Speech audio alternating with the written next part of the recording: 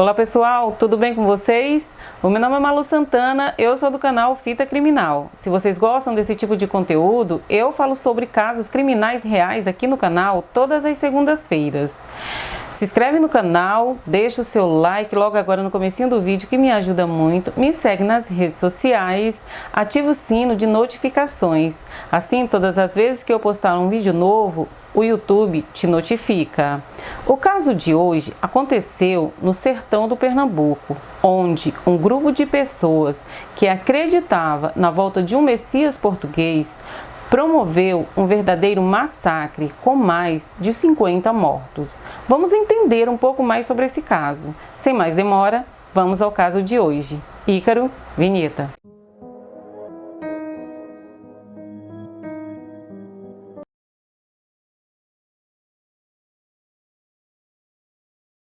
Pessoal, para começar o caso de hoje, eu vou voltar na história há mais ou menos uns 300 anos atrás, lá para o século XVI, onde o rei Dom Sebastião assume o trono de Portugal com apenas 16 anos.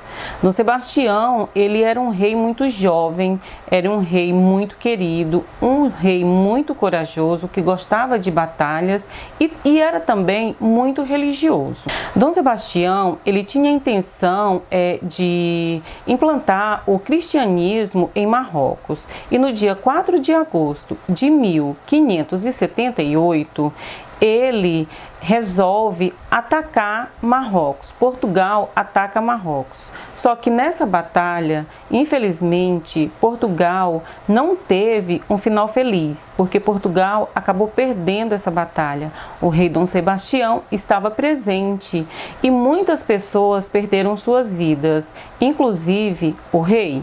Essa batalha, ela ficou conhecida como Alcácer Quibir. Ninguém conseguia encontrar o rei. Então não se sabia se o rei estava morto, se conseguiu fugir. O fato é que o rei nunca mais foi visto. Sendo assim, o trono de Portugal estava vazio e o pior, estava sem ninguém para assumir esse trono, porque o rei Dom Sebastião, ele não era casado e não tinha filho. E assim Portugal ficou sem um herdeiro para assumir o trono. E numa situação bem difícil, porque Portugal poderia voltar a ser comandado pela Espanha. Com essa situação, o povo se encheu de medo, ao ponto de começarem a inventar inúmeras histórias a respeito do sumiço do rei. O povo começou a espalhar que Dom Sebastião não estava morto, estava vivo. Outros diziam que ele havia fugido e outros diziam que o rei havia encantado, que um dia o rei desencantaria e voltaria para salvar o seu povo. Por conta dessa história, dessa crença de que o rei estava encantado e que um dia desencantaria, surgiu em Portugal a seita sebastianismo. E o que era o sebastianismo?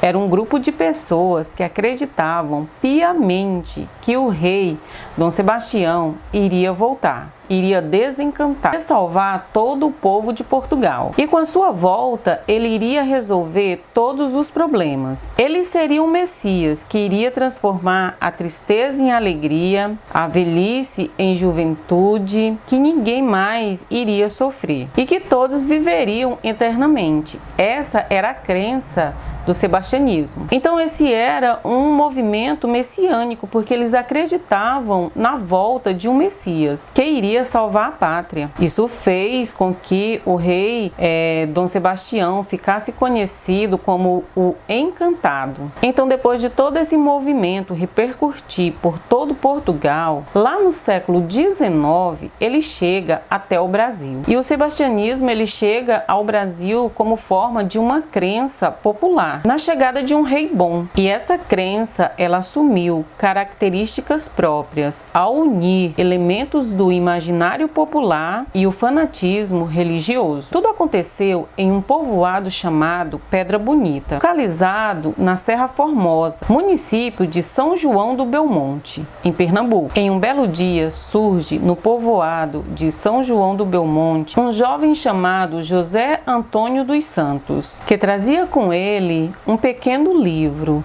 que contava a história de um rei que estava encantado. E ele começou a falar em todo o povoado sobre esse rei. Em suas pregações, ele falava para o povo que Dom Sebastião havia falado com ele através de um sonho. Teria revelado a ele, nesse sonho, a existência de um misterioso tesouro, que esse tesouro seria dividido com fiéis que o seguisse com lealdade. Ele também falava que esse tesouro tinha poderes mágicos, capaz de curar doentes, de libertar os escravos e de transformar a vida de todos para melhor. João Antônio, ele era um jovem que não tinha estudado muito, mas era um jovem muito astuto.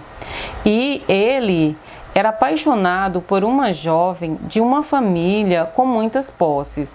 O João Antônio, ele vinha de uma família pobre, então seria quase que impossível ele casar com essa jovem, já que naquela época os casamentos eles eram feitos de forma que ambas as famílias tivessem lucro. Então, com essa história desse tesouro encantado, o José Antônio conseguiu convencer até o pai dessa moça que ele gostava. Ele falou para ele que Dom Sebastião havia aparecido para ele em sonho e o teria escolhido para ser o mensageiro dele, que ele seria um líder. Então, com essa história de que havia um rei encantado que ele iria desencantar, que havia também um tesouro encantado, o José Antônio ele conseguiu convencer até o pai dessa jovem de que o Dom Sebastião o havia escolhido para essa missão, que ele tinha que liderar um grupo de pessoas. E o João Antônio ele conseguiu. Várias pessoas começaram a acreditar na história dele, de que havia realmente um tesouro encantado. Muitas dessas pessoas foram tiradas de suas lavouras por conta de fome e seca. E elas passaram então a acompanhar o João Antônio. Passaram a viver na região localizada como Pedra do Reino. Acamparam em volta da rocha e ficaram ali esperando a recompensa prometida por João Antônio. Esse grupo de pessoas passou a ser liderado por ele. E o que era a Pedra do Reino? A Pedra do Reino era um conjunto de duas pedras paralelas, em formato de torre, uma com 30 e outra com 33 metros de altura, localizada na terra do Catolé, em São José do Belmonte. Então, na Pedra do Reino, começou a acontecer algumas cerimônias de adoração ao rei encantado, Dom Sebastião. E nesses cultos era oferecido aos fiéis uma mistura à base de manacá e jurema. Essa beberagem ela era servida por João Antônio. Essa mistura de raiz e ervas era ambas muito forte e alucinógenas. Os fiéis bebiam e logo em seguida o João Antônio começava a cerimônia. Era nessas cerimônias que João Antônio ditava as leis da comunidade da Pedra do Reino ou da seita da Pedra do Reino. Uma dessas leis era que os homens de lá da comunidade poderiam ter várias mulheres. A outra era que a primeira noite de uma noiva tinha que ser com o rei. Ele se considerava um rei.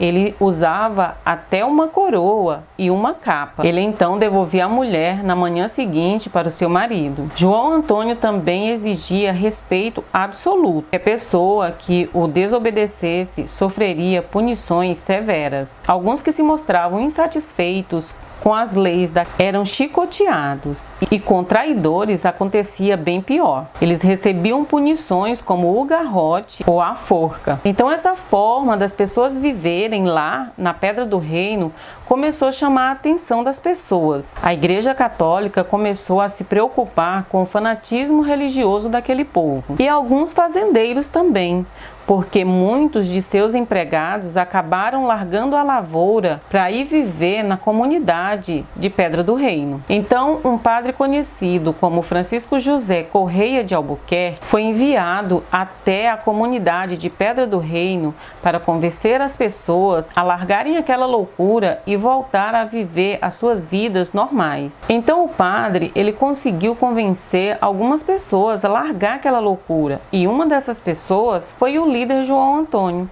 que resolveu abandonar tudo e ir embora.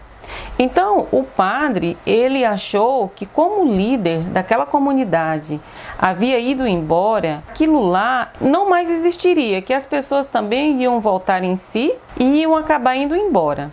Só que o padre estava enganado, porque logo que João Antônio vai embora, se levanta um outro líder. Com esse novo líder, as coisas iriam piorar muito. Logo que o líder João Antônio foi embora, o seu cunhado rapidamente tomou o seu lugar. E esse novo líder foi o mais cruel da Pedra do Reino. Ele conseguiu convencer as pessoas que ali ficaram de que o rei Dom Sebastião havia aparecido para ele em uma visão e o teria nomeado rei daquele povo. E novas leis foram criadas com o legado do novo rei. E uma das primeiras leis foi que ele ordenou todos os seus seguidores esquecessem os ensinamentos cristãos, que quebrasse todos os seus ídolos e que destruísse suas cruzes. E qualquer um que desobedecesse seria punido severamente. E esse novo rei, conhecido como João Ferreira, conseguiu mais seguidores para sua seita Pedra do Reino. Em 14 de maio de 1838, o rei João Ferreira mandou reunir todos os seus seguidores. Ele iria fazer um pronunciamento muito importante. Então, com todos os seus seguidores reunidos em volta da grande pedra, ele falou para os seus seguidores que Dom Sebastião havia aparecido para ele em sonho e teria lhe mostrado o que deveria ser feito para o tão sonhado tesouro encantado se materializar, para que eles pudessem receber todas as promessas que lhes foram prometidas. Para isso, teria que ser feito um sacrifício com o sangue dos fiéis. O sangue dos fiéis teria que ser derramado sobre as duas pedras, pintando-as por completo. E esse macabro sacrifício foi levado tão a sério que alguns dos seguidores do João Ferreira se ofereciam para o sacrifício. E a sinistra tarefa de pintar as pedras de sangue ocorreu por 3 dias seguidos. O primeiro que se voluntariou para morrer foi o pai do João Ferreira. Ele se voluntariou para poder encorajar as demais pessoas. Ele foi degolado. A sua cabeça ela foi posicionada na base da rocha e o seu corpo pendurado de ponta cabeça para não se desperdiçar nenhuma gota de sangue. Em seguida, mais 5 homens e 3 mulheres deram um passo à frente e com eles aconteceu o mesmo. Então, quando as pessoas deixaram de ir por livre e espontânea vontade, os pais começaram a oferecer os seus filhos. Muitos deles tinham apenas meses de vida. Houve uma mulher que se negou a participar do sacrifício e foi degolada. E logo em seguida aconteceu a mesma coisa com seus filhos. Outras que se recusaram logo foram pegas à forças e foram acusadas de terem pouca fé. Em seguida, todas foram mortas de forma cruel. A loucura se espalhou por todo o arraial e muitos inocentes eram aprisionados pelos soldados do rei. Eles eram amarrados e logo em seguida perdiam suas vidas no horrível massacre. Muitos deles ficaram apavorados com tudo que estava acontecendo e fugiram. Alguns foram capturados e mortos, mas outros conseguiram fugir. Então, quando não tinha mais pessoas para o sacrifício, o rei João Ferreira ordenou que trouxessem todos os cães do arraial. Era para levá-los todos para o rochedo e sacrificá-los. A loucura que tomou conta da Pedra do Reino naqueles 3 dias era inimaginável. Então, finalmente, um homem que teve a sua esposa, que estava grávida, morta no massacre, teve uma brilhante ideia. Ele falou para as poucas pessoas que ali ficaram que para o sacrifício ser completo, o rei João Ferreira também tinha que derramar o seu sangue, porque o seu sangue era nobre, era de rei, e que logo em seguida o tesouro apareceria e que o rei Dom Sebastião desencantaria. O rei João Ferreira até tentou escapar, mas logo em seguida os fiéis o capturaram e o levaram para o alto do rochedo, e em seguida ele foi decapitado. Então os fiéis, eles esperavam que com a morte de João Ferreira, o tesouro e Dom Sebastião apareceriam e que o encantamento seria desfeito, mas nada aconteceu. E logo em seguida, um novo rei foi apontado e as tentativas continuaram. Lembra que eu falei que algumas pessoas conseguiram escapar da Pedra do Reino? Então, essas pessoas, elas procuraram as autoridades e relataram tudo o que aconteceu naqueles 3 dias onde o terror tomou conta da Pedra do Reino. Então, o Major Manuel Pereira da Silva recebeu ordens para ir até o arraial da Pedra do Reino e reestabelecer a ordem no lugar. O Major então segue para o arraial da Pedra do Reino.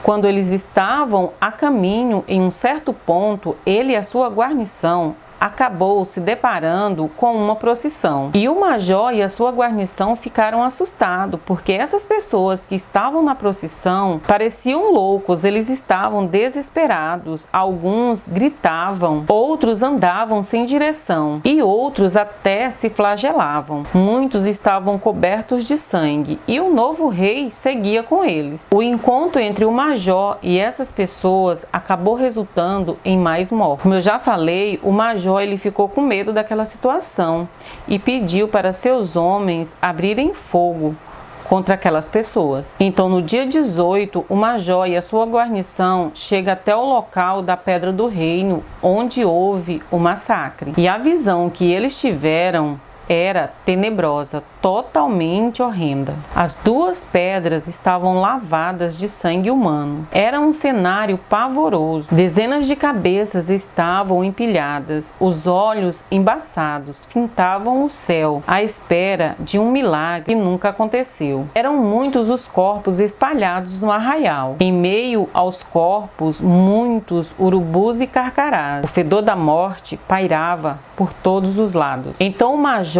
ele ordenou que tudo fosse destruído, e as poucas pessoas que ainda estavam no arraial foram orientadas a cavarem sepulturas coletivas para enterrar os mortos, e depois os próprios moradores colocaram abaixo as casas que haviam no local, e o pouco que sobrou foi consumido pelo fogo. E lógico, pessoal, que esse não foi o único movimento sebastianista que apareceu no Nordeste. Muitos outros surgiram, mas nenhum outro causou tanta comoção como o massacre da Pedra do Reino. E eu sei que muitos de vocês vão dizer, poxa, eu não conhecia esse caso. E realmente, o massacre da Pedra do Reino é um caso pouco conhecido no Brasil, mas toda essa história virou livro. O escritor Ariano Suassuna publicou o livro de A Pedra do Reino e o Príncipe do Sangue do Vai e Volta, em 1971. Bom, pessoal, esse foi o caso de hoje. Me fala nos comentários o que vocês acharam sobre esse caso, se vocês já ouviram falar, se vocês conheciam, não deixem de comentar. E vou pedir mais uma vez que se você não é inscrito, se inscreve no canal, deixa o seu like que me ajuda muito. E é isso, gente. Um forte abraço, fiquem com Deus e até breve.